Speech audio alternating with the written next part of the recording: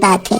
एक गांव में रवि नाम का आदमी रहता था। रवि सब्जी लगाने का काम करता था, लेकिन बहुत मेहनत करने के बाद भी वो अच्छा नहीं कमा पाता था, जिसकी वजह से वो बहुत परेशान था। एक दिन रवि काम से लौटता है। घर पर उसकी पत्नी गंगू उसका इंतजार कर रही थी। आज तो बहुत देर हो गई जी, कहाँ रह गए थे? क्या हुआ? तुम्हें क्या लगता है मैं फालतू में घूमता रहता हूँ? अरे काम पर गया था, लेट हो गया। जब देखो जासूसी करती रहती हो मेरी। रवि की बात सुनकर गंगू कहती है, अरे आप तो फिजूल में गुस्सा कर रहे हैं, मैं तो बस आपकी चिंता कर रही थी।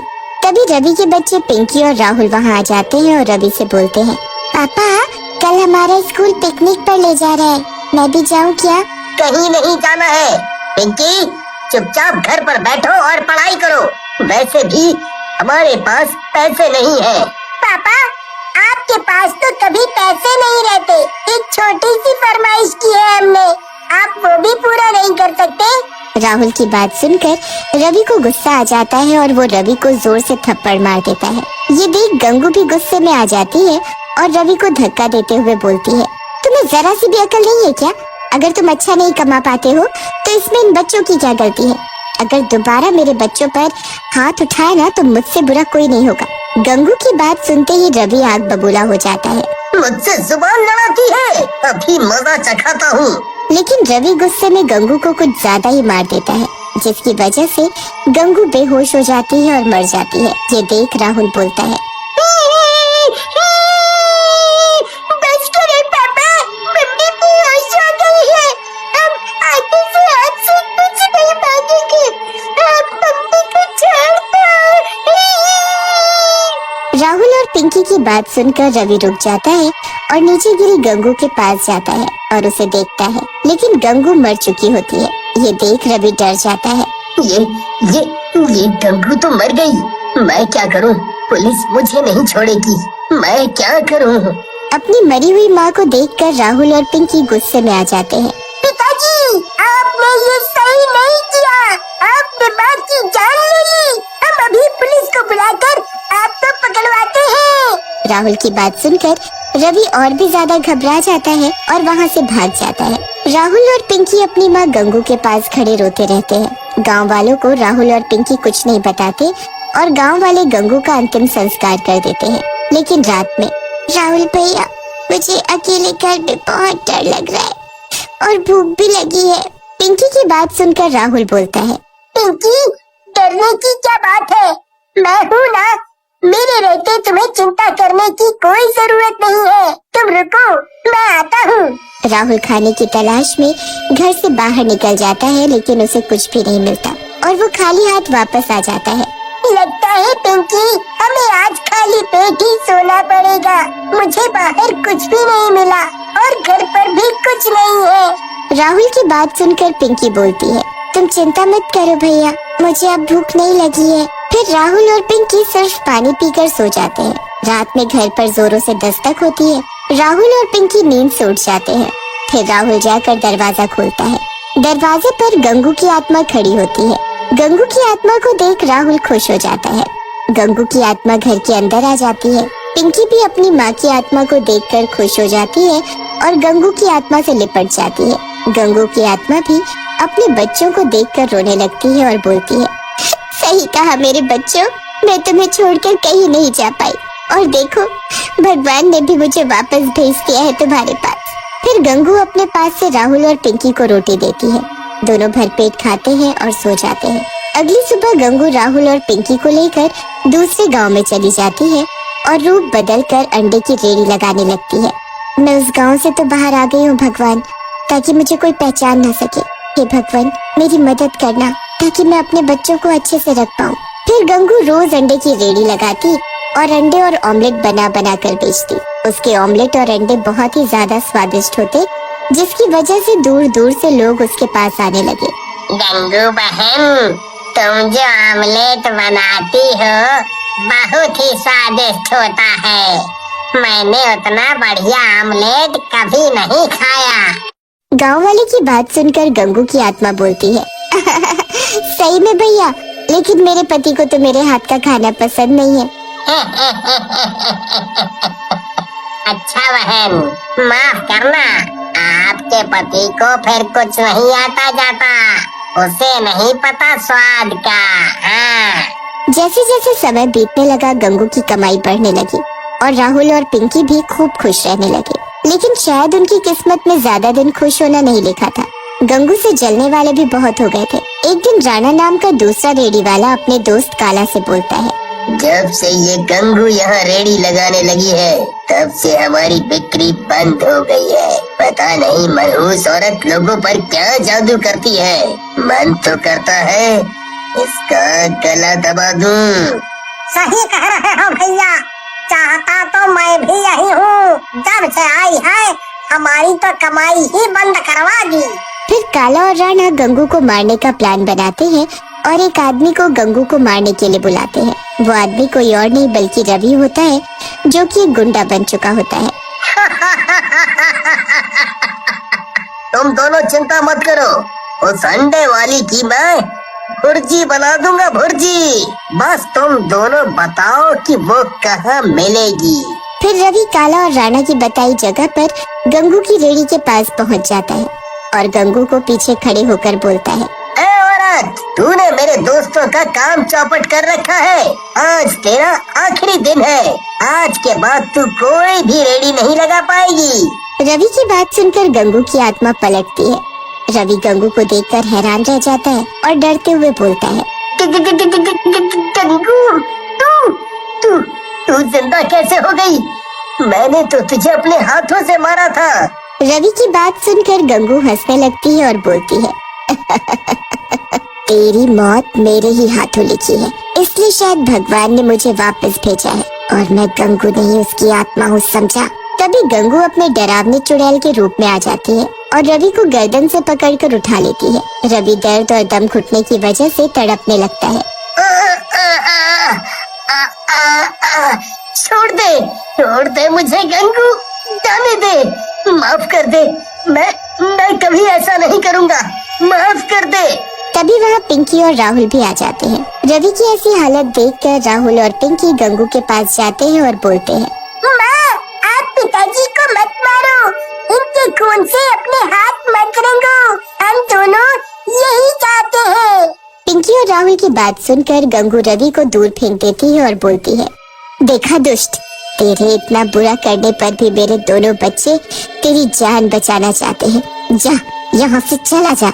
लेकिन तभी वहाँ काला और राणा आ जाते हैं और पिंकी और राहुल को पकड़ लेते हैं और बोलते हैं, बहुत हुआ तुम दोनों का मिलन। गंगू, तूने हमारे काम धंधे में बहुत नुकसान किया है, आज उसका बदला लेंगे हम दोनों। ऐसा कहकर राणा और काला अपने एक हाथ में चाकू निकाल लेते हैं और राहुल और पिंकी की गर्दन पर रख देते हैं। लेकिन तभी वहाँ खड़ा रवि उन दोनों को जोर से धक्का देता है। राणा और काला गिर जाते हैं, जिसकी वजह से राहुल और पिंकी आजाद हो जाते हैं। ये तूने क्या किया रवि? अब इनसे पहले तेरा नंबर आएगा। ऐसा कहकर राणा और काला रवि को चाकू मार देते हैं। रवि घायल होकर गिर जाता है। गंगू को बहुत गुस्सा आता है और वो उन दोनों को उठाकर दूर फेंक देती है, जिसकी वजह से काला और राणा दोनों मर जाते हैं। गंगू रवि के पास जाती है और बोलती है, आज तुमने मेरे दोनों बच्चों की जान बचाई है, इसकी वजह से मैं तुम्हारे सारे पुराने पाप माफ करती हूँ। गंगू की बात सुनकर रवि रोने लगता है और बोलता है, मुझे माफ कर दो गंगू, मैंने बहुत बड़ी गलती कर दी, मुझे माफ कर दो। रवि की बात सुनकर गंगू बोलती है, तुम्हें मैं माफी तभी दूंगी जब तुम अपने बच्चों को संभालोगे और उनका ख्याल रखोगे। मैंने अपने दोनों बच्चों के नाम बहुत पैसा छोड़ा है और अब ये अंडे की रेडी तुम संभालो। मैं उनका पूरा ख्याल रखूंगा गंगू, और आगे से पैसों के पीछे भी नहीं भागूंगा, मेहनत करूंगा। हाँ, मेहनत। फिर गंगू की आत्मा वहाँ से गायब हो जाती है। एक शहर में एक बहुत ही बड़ा परिवार रहता था। हरी एक ऑफिस में काम किया करता था। एक दिन हरी जब घर आता है तो सबको एक खुशखबरी सुनाता है। अरे कहाँ हो सब? जल्दी आओ, जल्दी। क्या हुआ बेटा? क्या हुआ हरी, क्यों शोर मचा रहे हो? अरे बाबूजी, बात ही कुछ ऐसी है कि क्या बताऊं। पहले जरा विमला को आने दो, फिर बताता हूँ। हाँ जी, मैं भी आ गई। अब बताओ क्या हुआ? जिस घर के लिए मैं 4 साल से केस लड़ रहा था वो आज मैं जीत गया। क्या सच में?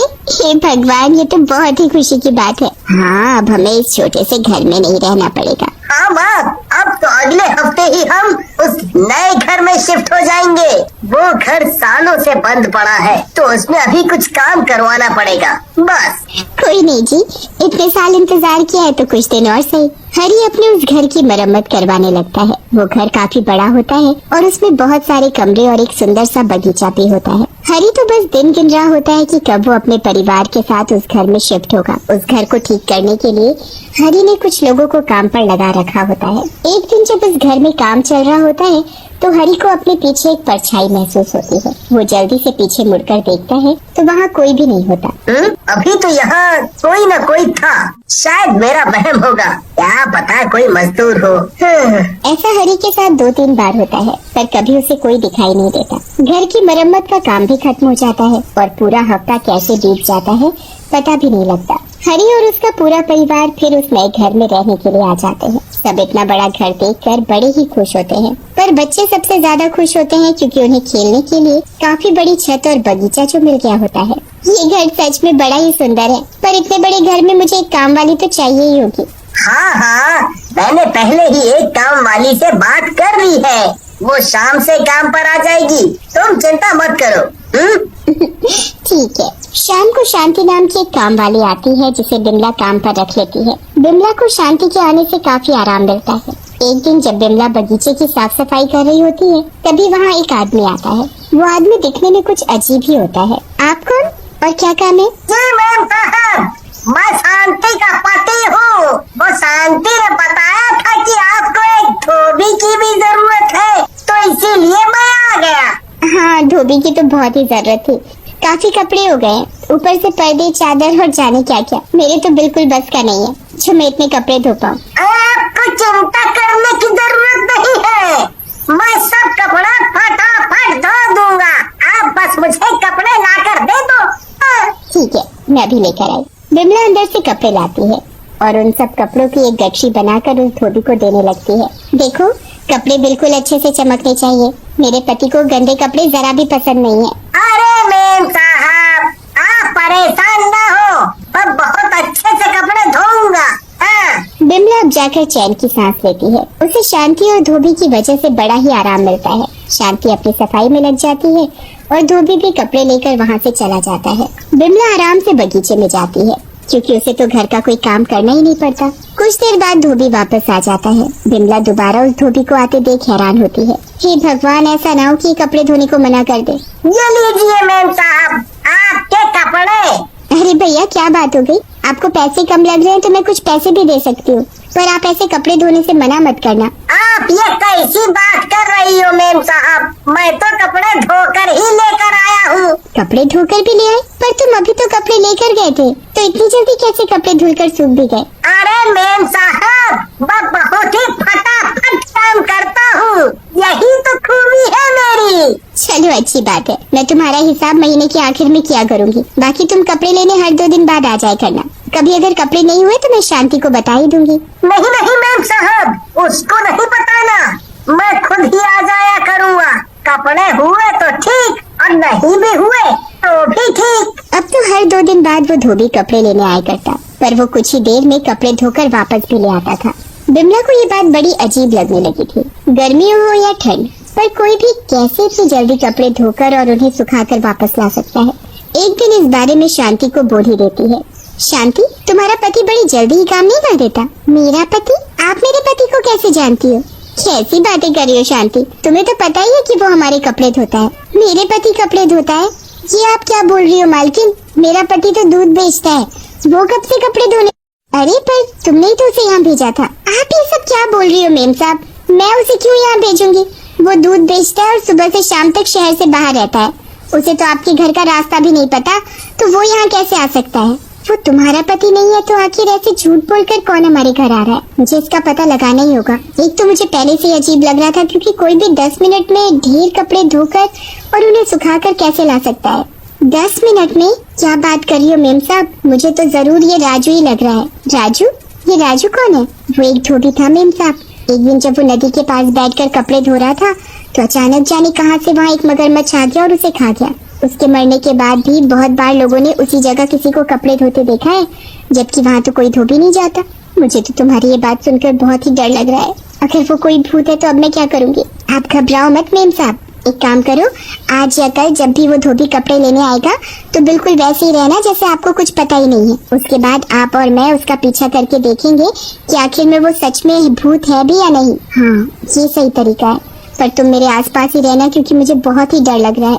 आप चिंता मत करो मेम साहब, मैं आपके आसपास ही रहूंगी। अगले दिन जब शांति और बिमला दोनों रसोई में काम कर रहे होते हैं तभी कोई बेल बजाता है। बिमला और शांति दोनों चौंक जाते हैं। लगता है वही धोबी आया है। इस वक्त वही आता है। आप डरो मत और जाकर दरवाजा खोलो। बिमला और डरते डरते बाहर जाकर दरवाजा खोलती है तो सच में वही धोबी बाहर खड़ा होता है। बिमला के तो होश ही उड़ जाते हैं। वो डरते डरते उससे पूछती है, तुम आ गए? हाँ मेम साहब, अब जल्दी से मुझे कपड़े ला कर दे दो। बिमला जल्दी से अंदर जाती है और ढेर सारे कपड़े लाकर धोबी को दे देती है। उसके बाद धोबी वहाँ से चला जाता है। धोबी के निकलते ही बिमला शांति के पास जाती है और फिर दोनों मिलकर उस धोबी का पीछा करती हैं। धोबी कुछ ही दूरी पर जाकर एक भूत में बदल जाता है। हे भगवान, ये तो सच में भूत ही है। मैंने आपसे कहा था ना मेम साहब कि मुझे वो राजू का भूत ही लग रहा है। देखो मेरी बात सच हो गई। हाँ शांति, ये तो सच में भूत निकला। मुझे तो कभी शक ही नहीं हुआ था। खैर अब हम क्या करें? ये भूत मेरे ही घर क्यों आता है और चाहता क्या है? वो तो हमें इसके पीछे पीछे जाना पड़ेगा, तभी शायद कुछ पता चले। शांति और बिमला दोनों भूत का पीछा करती हुई नदी तक पहुंच जाती है। वहाँ भूत सारे कपड़े लेकर एक किनारे बैठ जाता है और फिर उनको पटक पटक कर धोने लगता है। शांति और बिमला दोनों एक पेड़ के पीछे छिपकर ये सब देख रही होती है। बस एक दिन और बाकी है। कल अमावस की रात है। कल हरी के कपड़े धोने के बाद रात को मुझे उस आदमी का शरीर मिल जाएगा। फिर मुझे भूत की जिंदगी जीने की कोई जरूरत नहीं है।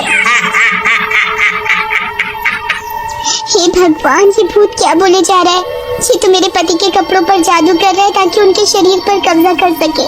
मुझे उनको बचाना होगा। आप जल्दी से मेरे साथ चलो। पर कहाँ शांति? मैं किसी को जानती हूँ जो हमें इस मुसीबत से निकाल सकता है। चलो अब जल्दी चलो, हमारे पास वक्त नहीं बचा है। शांति बिमला को एक तांत्रिक के पास लेकर जाती है। वो तांत्रिक को सारी बात बताती है। मैं सब समझ गया हूँ। तुझे डरने की जरा भी जरूरत नहीं है। ये ले भभूत, और आज रात जब तेरा पति अपने गंदे कपड़े उतारेगा तो ये उन कपड़ों में छिड़क देना, और फिर जब वो भूत कल तेरे घर आएगा तो वो कपड़े उसे धोने को दे देना। बिमला बिल्कुल वैसा ही करती है। वो घर जाकर अपने पति के गंदे कपड़ों में भभूत छिड़क देती है और बाकी कपड़ों के साथ एक पोटली में बांध देती है। अगले दिन फिर से वही भूत धोबी के भेष में कपड़े लेने आता है। बिमला उसे वो पोटली पकड़ा देती है। फिर वो धोबी का पीछा करने लगती है। धोबी वो पोटली लेकर वही नदी के किनारे जाता है और रात होने का इंतजार करने लगता है। जैसे ही अंधेरा होता है वो भूत उस पोटली को खोलकर उसमें से हरी के कपड़े निकालकर जादू करना शुरू कर देता है। अब मैं इन कपड़ों पर जादू करके इनको पहन लूंगा और फिर हरी के शरीर को अपने वश में कर लूंगा। उसके बाद मेरे पास अपना एक शरीर होगा। भूत जादू करने के बाद जैसे ही उन कपड़ों को पहनता है तो कुछ ही देर बाद उसका शरीर आग की तरह जलने लगता है। भूत बुरी तरह चिल्लाने लगता है। ये क्या हो रहा है? ये क्या हो रहा है? मैं जल क्यों रहा हूँ? ये मुझे क्या हो रहा है? कुछ ही देर में उसका शरीर राख बन जाता है। बिमला खुशी खुशी अपने घर जाती है और अगले दिन शांति को सारी बात बताती है।